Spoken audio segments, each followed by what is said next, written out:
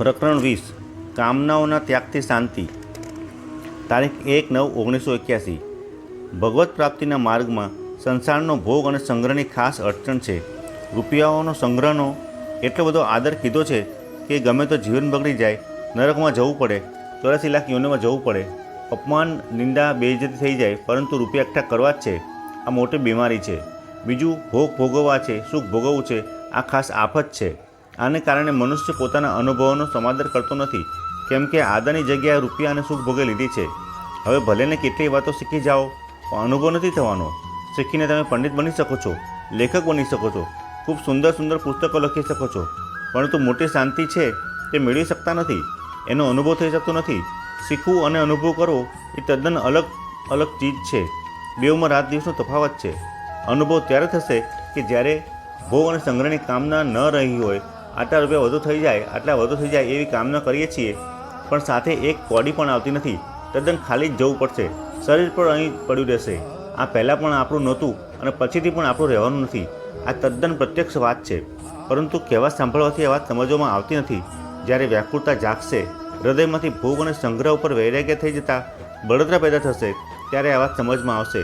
જ્યાં સુધી રૂપિયા અને ભોગોમાં સુખ લઈએ છીએ, ત્યાં સુધી આ વાત બુદ્ધિમાં ઉતરશે નહીં. ગીતામાં સ્થિત પ્રજ્ઞ પુરુષોના લક્ષણોના આરંભમાં અને અંતમાં બેઉ સ્થળે બધી કામનાઓનો સંપૂર્ણ ત્યાગની વાત છે. ઉપક્રમમાં ભગવાને કહ્યું છે કે અરે અર્જુન, જ્યારે મનમાં રહેલી બધી કામનાઓનો ત્યાગ કરે છે, અને ઉપસંહારમાં પણ એ જ વાત કહી છે કે બધી કામનાઓનો ત્યાગ કરીને જ જે પુરુષ નિષ્પૃહ થઈને ફરે છે. આમ ભોગ અને સંગ્રહની કામના જ મુખ્ય છે. તેથી એના આવવાથી તો સેંકડો હજારો કામના આવી પડે છે. એક કામનાઓનું મનનું સ્વરૂપ નથી, એ મનમાં આવ્યા કરે છે. મનમાં રહેલી એ બધી કામનાઓનો ત્યાગ કરી દો. જો આજ મૃત્યુ આવી જાય તોય અમારે તો મરવું નથી, જીવી જઈએ તો સારું, એવી કામના પેદા ન થાવો. શરીર ખૂબ વાલું લાગે છે, પરંતુ એ જવાવાળું છે. જે જવાનું છે તેના મોહ મમતા પહેલેથી જ છોડી દો. જો પહેલેથી જ ન છોડી દો તો પછી ભારે બુરી હાલત થશે. ભોગોમાં, રૂપિયાઓમાં, પદાર્થોમાં આસક્તિ રહી ગઈ, એઓમાં મન રહી ગયું તો ભારે બુરી હાલત થશે. સાપ અજગર બનવું પડશે. ભૂત પ્રેત પિશાચ વગેરે ન જાણે શું શું બનવું પડશે. એક સંતની વાત અમે સાંભળી છે. એક વિરક્ત ત્યાગી સંત હતા. એ પૈસાને અડકતા નહોતા અને એકાંતમાં ભજનમાં રહેતા હતા. એક ભાઈની બહુ સેવા કર્યા કરતો હતો. દરરોજ ભોજન વગેરે પહોંચાડ્યા કરતો હતો. એકવાર કોઈ જરૂરી કામ અંગે એને બીજે કામે જવાનું થયું. તેથી સંતને કહ્યું કે મહારાજ, હું તો જઈ રહ્યો છું. તો સંતે કહ્યું, ભાઈ, અમારી સેવા તમારી અધીન નથી, તમે તમારે જાઓ. એણે કહ્યું કે મહારાજ, પાછળથી કોઈ સેવા કરે કે ન કરે, સામે હું 20 રૂપિયા દાટીને જાઉં છું. કામ પડે તો કોઈને કહેજો. બાપજી ના કહેતા રહ્યા, પણ પેલો તો 20 રૂપિયા દાટીને ગયો. હવે એ તો ચાલ્યો ગયો. પાછળથી બાપજી માંદા પડ્યા અને મરી ગયા. મરીને ભૂત થયા. હવે ત્યાં રાતે કોઈક રહે તો એને ચાકડીનો ખટ અવાજ સંભળાય છે. લોક વિચારવા લાગે છે કે વાત શી છે. જ્યારે પેલો ભાઈ આવ્યો ત્યારે એને કહેવામાં આવ્યું કે ત્યાં રાતે ચાકડીનો અવાજ આવે છે, કોઈ ભૂત પ્રેત છે, પરંતુ કોઈને દુઃખ દેતું નથી. રાત્રે એ એકલો ત્યાં રહેલો. એને ભારે દુઃખ થયું. એણે પ્રાર્થના કરી તો બાપજી જોવામાં આવ્યા અને એવું કહેવા લાગ્યા કે મળતી વેળા તારા રૂપિયાઓ તરફ મન ગયું. હવે તું એની ક્યાંક વ્યવસ્થા કરી દે તો હું છુટકારો પામું.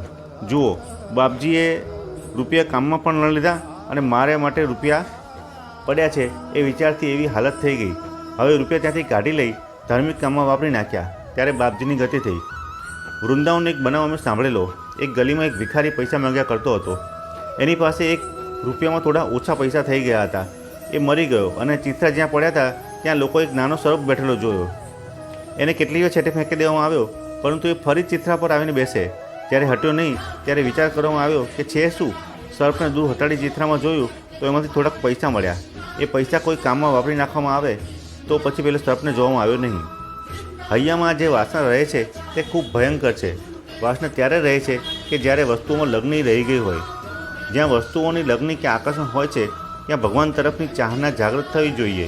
તમે બહારથી ભલેને ગમે તેટલા ઉત્તમમાં ઉત્તમ કામ કરી જાઓ, પરંતુ હૈયામાં સંસાર તરફની લગ્ન કે આકર્ષણ હોય એ ખતરનાક છે.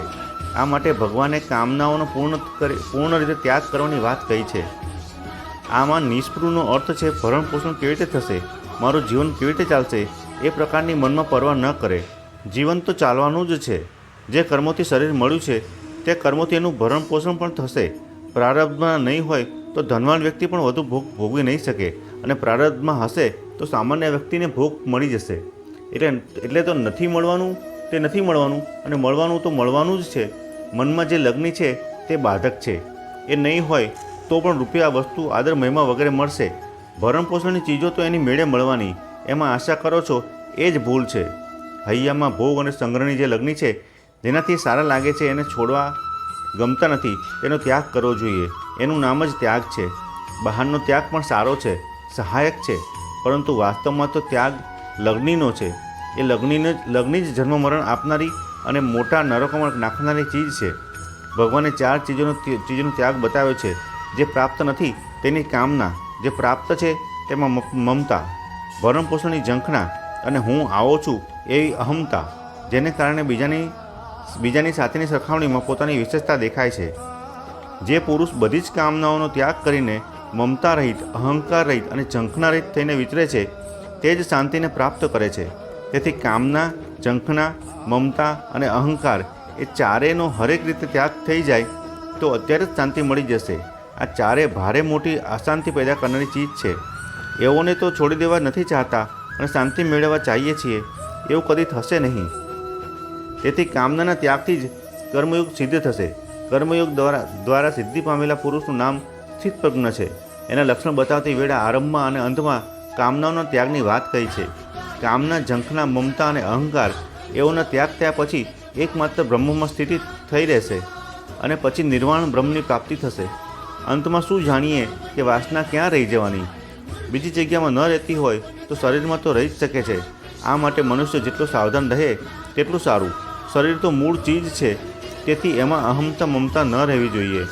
એમાં અહમતા, મમતા હોવાને કારણે એના ભરણપોષણની ઈચ્છા થાય છે, પરંતુ ઈચ્છાથી તો શરીર રહેશે નહીં. જીવનની ઈચ્છા કરતાં લોક મરણ પામે છે. ઈચ્છા કરવાથી ફાયદો તો કંઈ જ નથી અને નુકસાન પણ કંઈ બાકી નથી. મેં ખૂબ વિચાર કર્યો છે. પ્રશ્ન: કામના છોડવાને માટે શું કરવું?